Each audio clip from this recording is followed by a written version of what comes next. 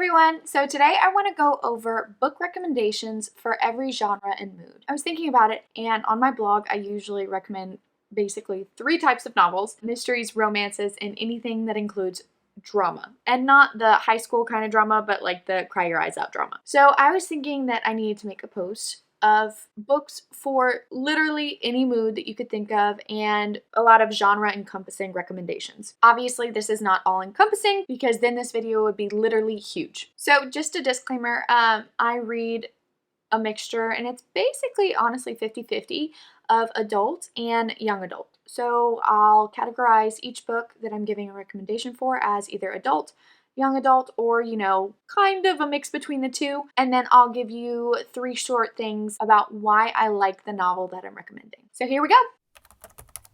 All right, so quick reads. I included this because I often get in the mood to just read a book really quickly and then be done with it. Sometimes I might not want to put all of the extra time and commitment into a larger novel, and I just want a story to take me out of reality. So here are my recommendations for quick reads. I have Chaos Theory, and Chaos Theory is by Nick Stone. Chaos Theory is young adult. The reason that I loved Chaos Theory is because it has beautiful mental health representations. The characters are absolutely wonderful and so 3D and in depth, and Nick Stone's writing is absolutely beautiful. Then we have Ghost 19, which is definitely an adult novel, and Ghost 19 is by Simone St. James, and it's basically just a ghost story with some romance, a lot of horror, and you get a lot packed into a really small story. I was very surprised how Simone St. James was able to put so much depth into such a short story. So next is The Running Dream, and The Running Dream is definitely YA. What I loved about this one is it is hugely inspirational. It makes you believe in humanity again, and it has wonderful characters and friendships between them. Then I have The Curious Incident of the Dog in the Nighttime. The reason why I love this book is because it has wonderful mental health representations with our main character being autistic, a cute, no-nonsense mystery, and it leaves you with all of the good feelings. The next category I have is uplifting novels. So any novel that just makes you feel so warm and fuzzy inside. And I have 2 novels that go into this category. One is The Wishing Game, and I absolutely adored this novel. It felt like magic, the whole entire novel. It made me so nostalgic for my favorite childhood books. And the plot, characters, and writing were on point 100% of the time. The next one, a lot of people might question me on because I recommended it to a friend and they're like, this was so sad, why are you calling this uplifting? But it's A Man Called Uva, and I felt like it was uplifting because it felt very hopeful to me. It felt like coming out of the dark. It felt like looking for a future and for hope, and I got that out of it, but apparently some people don't. So here we go. The reasons that I love this novel is obviously because the grumpy old man who is the main character, the friends becoming family relationships, and of course the sappy story that makes you want to cry your eyes out. My next category is for mysteries that leave your head spinning. All of these mysteries have a lot in common, but mainly the mystery is so intriguing the whole entire time you don't want to put it down. I have one, The Silent Patient, which is an adult novel. For The Silent Patient, it was literally mind-bending. I could not put my thoughts into words after finishing this book. It had me guessing until the end, and it had crazy characters and the good kind of crazy, you know, for a mystery. 2, Truly Devious, which is YA. What I loved about Truly Devious is Stevie Bell. Stevie Bell just as a character, she's my favorite heroine. I loved that the mystery was so addictive, and I mainly say this for the first 3 novels because it was supposed to be a trilogy and then you get more afterwards. Not going to get into that. And then it has a boarding school setting. Really great. 3, A Good Girl's Guide to Murder, which is YA. For A Good Girl's Guide to Murder, I have to say it was probably one of the best YA mysteries I've ever read. The romantic subplot is so great. I loved it. And honestly, I don't even need to make a 3rd point because I loved literally everything about this novel. And 4, A Long Stretch of Bad Days, which is also YA. What I loved about it, you had your unlikely friendships. It was fun, mostly lighthearted, and a mystery. And you get a small town setting. So you have a lot of those small town vibes, you know, everyone knows everyone, that kind of thing. Next on my category list is swoon-worthy romances. Most of these are adult, and it's not because I lean towards adult romances, it's more just because my favorites are the adult romances. So you have Happy Place, which is an adult romance. The reason why I loved it is because it has a top tier friend group. You have the fake dating trope with an ex-fiance, and it's beachy vibes. Then I have A Hello Stranger, which is adult. The main character temporarily can't see faces, and she falls in love, which you know is complicated, but she also has to paint a portrait, and she can't see faces. Really complicated. And she has an evil stepsister that makes for hilarious interactions. Moving on to Things We Never Got Over, which is also an adult romance. You get the small town setting with the gentlest of gentlemen. Our love interest is not a gentleman, which is major bullet point. Our main character has an evil twin who forgets to mention to her sister that she has a daughter, and the evil twin leaves the daughter with the good twin. Sounds complicated, and it really is. I don't know how else to describe that. For my YA romance recommendation, I have instructions for dancing. So you have the doomed romance, which is a great bullet point. You have the I don't believe in love attitude by our main heroine. And you have our main heroine having a magic power to see how a couple will end if the couple kisses. And that's where you get the doomed romance.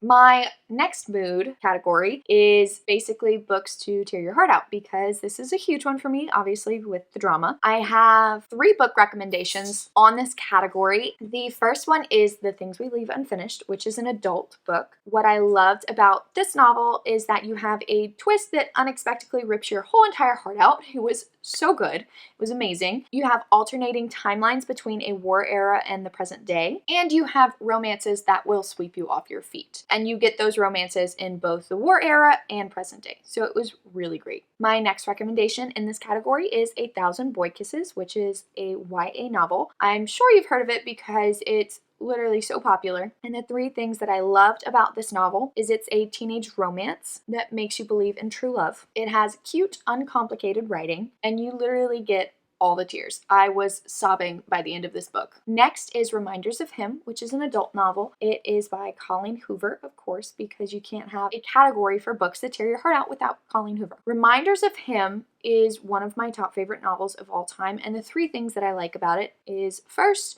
the main character has a romance with her dead boyfriend's best friend. 2, she has a daughter that she's trying to get custody of after she lost custody. And 3, it kicks you while you're down. And yes, this is a good thing because obviously we want the book to tear our hearts out.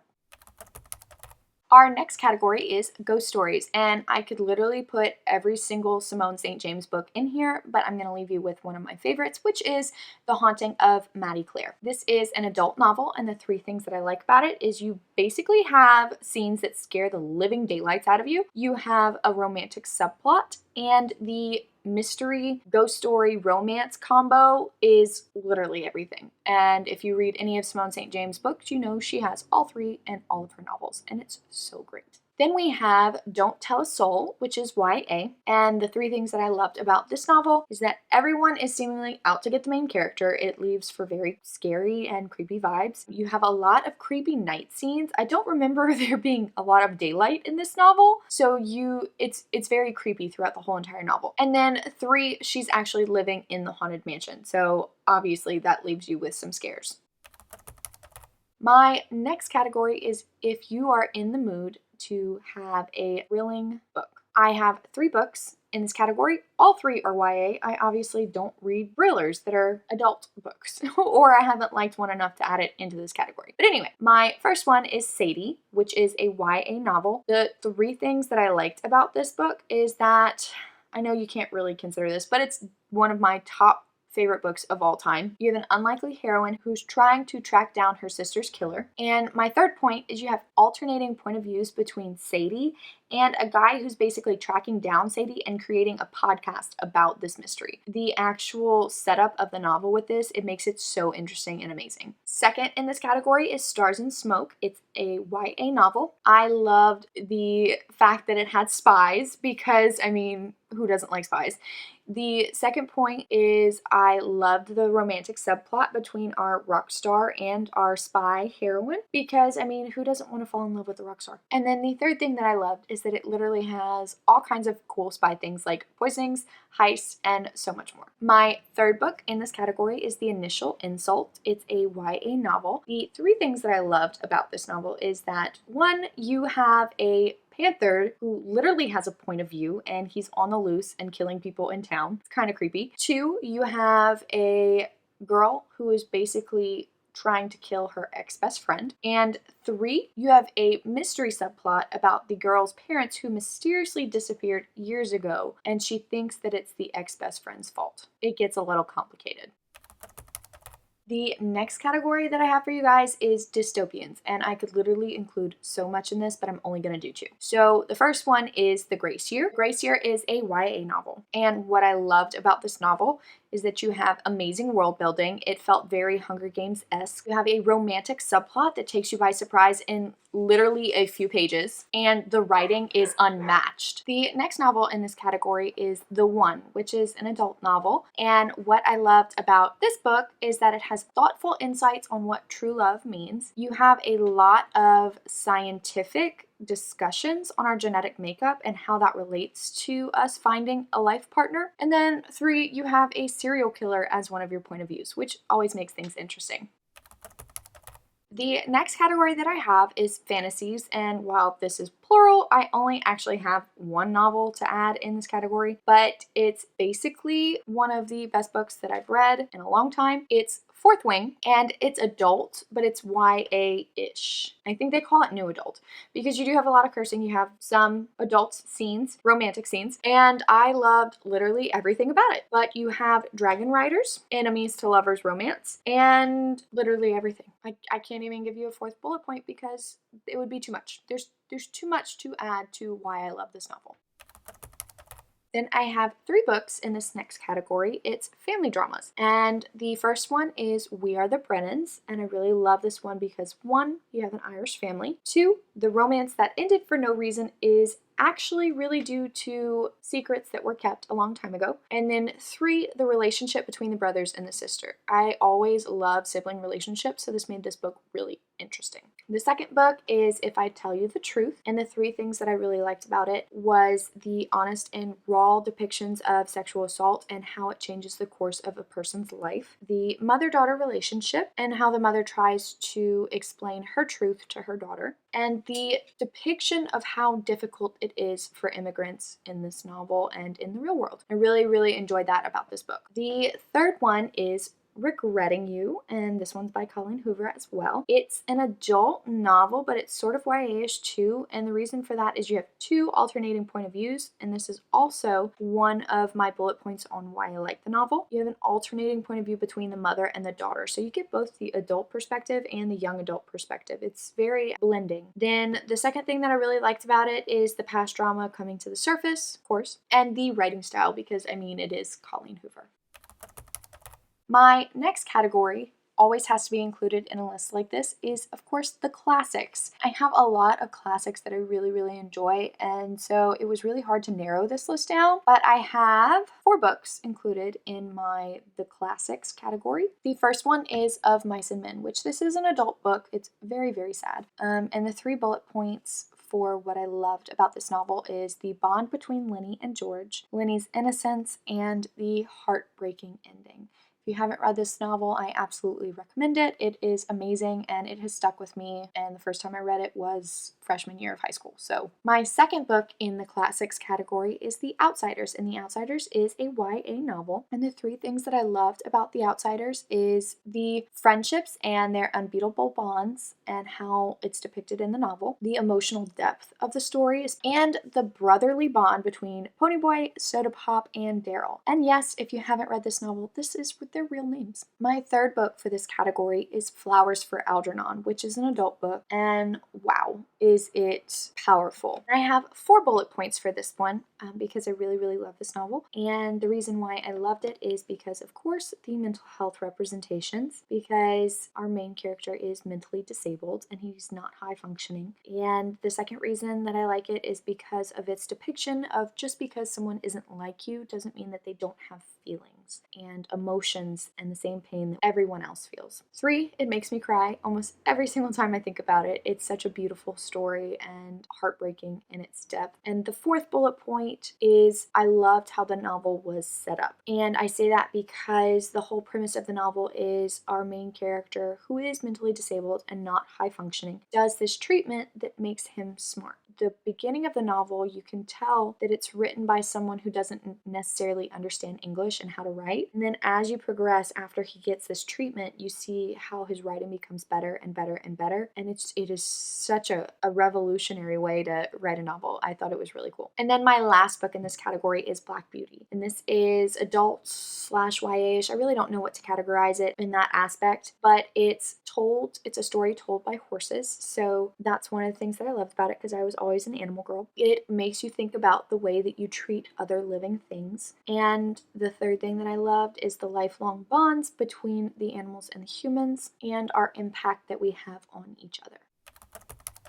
This next category is my last category, and I think it's one of the more important ones. And it's books about finding yourself. So when you feel a little lost, you can turn to these novels and hopefully see a little direction in your life. So the first one is Adelaide, and it's an adult book. I just recently read this novel, and the 3 things that I loved about it was it's about a girl. Her name is Adelaide, obviously, and she gives too much of herself. Too much. And it was heartbreakingly relatable.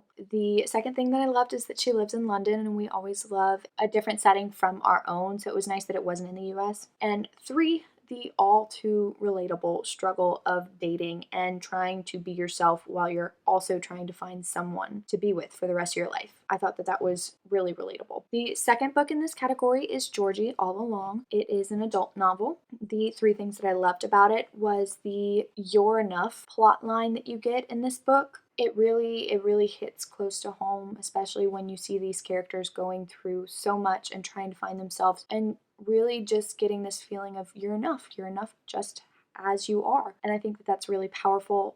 The second thing that I love is the romantic subplot. If you haven't seen a trend yet in what I love about all of these novels, I hope you see it now. I love romance. And then 3, the third thing that I really liked about this novel is that she is returning home to her small town. So you get this small town setting, you get this everyone knows everyone, but you also get to see the relationship between her and her parents, who she loves a lot. And the 3rd book in this category is a YA novel. It's Amelia Unabridged. And the 3 things that I liked about this book is that you have a beautiful coming-of-age story. There is a romantic subplot, and the guy that the main character likes is a writer. What's more romantic than that? That is a few book recommendations from me for every mood and genre that I typically like to get into. Obviously, like I mentioned before, this is not all encompassing. I really don't get into a lot of horror genres. I don't get into genres about fantasy. I only had 1 book in that category, obviously. It's not all encompassing, but I feel like I had enough of a range, because if I would have added more, this video would have taken forever. So have you read any books from my list, and which of my recommendations do you like the most? Leave me a comment down below, and if you think any of my recommendations were absolutely horrible, go ahead and comment down below too. I love to hear your thoughts. If you really like this video, go ahead and subscribe, because I post videos like this all the time, and I love to talk about novels with other fellow book lovers. I'll see you later.